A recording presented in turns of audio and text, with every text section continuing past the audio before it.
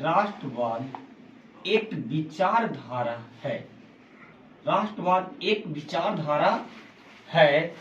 जो किसी विशेष भौगोलिक क्षेत्र में रहने वाले लोगों में उसका विचार राजनीतिक के आधार पर, आर्थिक के आधार पर, सामाजिक के आधार पर, संस्कृति के आधार पर वह आपस में एक रूपता हो और लोगों में उसके विचार में एक रूपता आ जाए, उसे हम राष्ट्रवाद कहते हैं। राष्ट्रवाद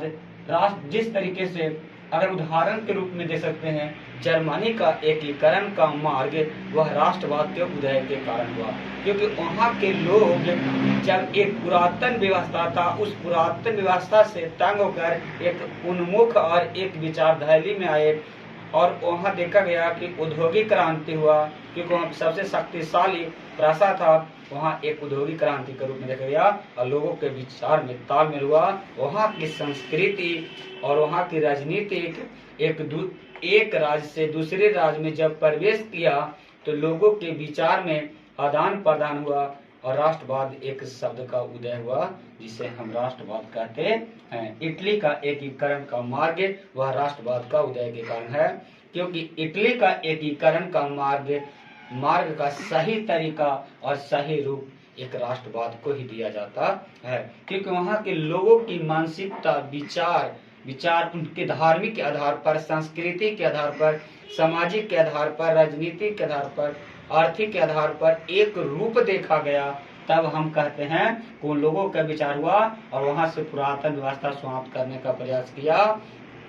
और लोगों में जो राष्ट्रवाद का उदय किया और एक स्वतंत्र राष्ट्र बनाने का प्रयास किया, उसे हम इटली का एकीकरण का मार्ग प्रशस्त हुआ। ओटोमन साम्राज्य वहाँ के रहने वाले विभिन्न प्रकार के जातियां समूह अनेक प्रकार के थे और जब लोगों की मानसिकता, क्योंकि ओटोमन साम्राज्य पर अधिकार तुर्की के था और तुर्की ने इसे विघटित कर तुर्की ने इसे अपना एकरूपता बनाना चाहता था, लेकिन विघटन के कारण उन लोगों पर तुर्की ने दबाव दे रहा था और वहाँ के लोगों में विचारधारा में परिवर्तन हुआ। उस विचारधारा में परिवर्तन ही राष्ट्रवाद कहलाता है। रूसी क्रांति या बोल्शेविक क्रांति या अक्टूबर क्रांति यह जार निकोलस द्वितीय के शासनकाल में देखने को मिला। वहाँ के लोगों की मानसिकता वह पश्चिमी यूरोप से वह सीख चुका था और पश्चिमी यूरोप से वह उसे पता चल गया था कि हमें अगर दास प्रथा से अगर मुक्ति होना है, अगर औद्योगिक क्रांति से हमें औद्योगिक क्रांति करना है, तो कुछ प्रभाव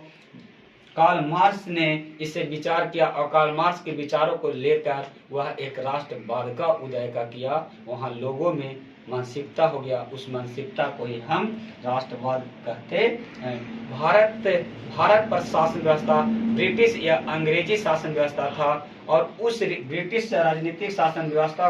व्यवस्था को उसने अपने विचार को परिवर्तन किया और लोग ने अंग्रेजों के नियमों को असहयोग करने लगा, उस नियमों का विरोध करने लगा, उस नीतियों का विरोध करने लगा और भारत अपनी सभी संस्कृति के आधार पर, सामाजिक के आधार पर, राजनीति के आधार पर यह इत्यादि रूप में यह बिखराव